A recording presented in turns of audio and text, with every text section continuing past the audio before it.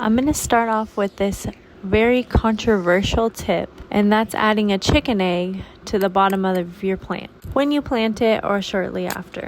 A lot of people got upset with this. They said it would smell. It never did. They said it would attract animals, and only one egg did get taken, and that plant ended up dying, but that's out of like 18 of them.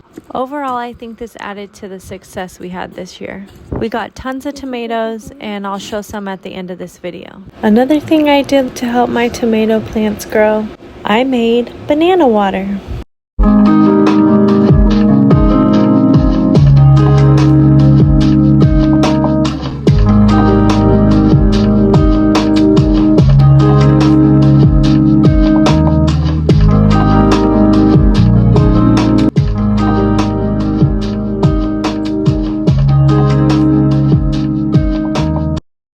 Give your plants some time to grow a little bit, and then you can start trimming all the little suckers off the bottom of the plant. In the beginning, you also need to train them to grow up your trellis. Taking off these little suckers will make the plant more sturdy and less likely to topple over.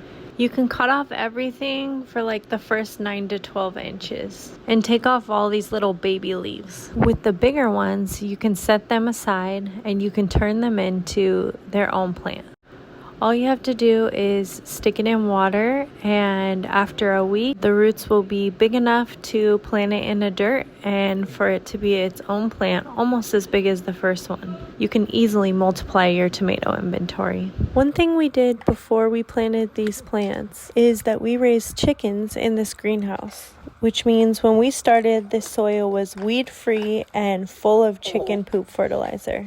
You can mock this awesome tip by getting chicken poop fertilizer from your garden store or a friend who has chickens. Gardening doesn't have to be expensive. Use the sticks you have laying around or any old things you don't use anymore from your home. Old fences can be used for trellising. I used sticks and fishing wire this year. I wouldn't recommend it. I'm going to do something different next year, but it worked fine for this year. It's September right now, and our plants are still producing tomatoes. Here are some of the ones we collected this year. Let us know down below in the comments if you have any other tips for growing tomatoes that I didn't mention.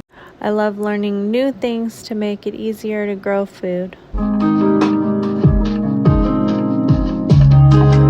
Thanks for watching.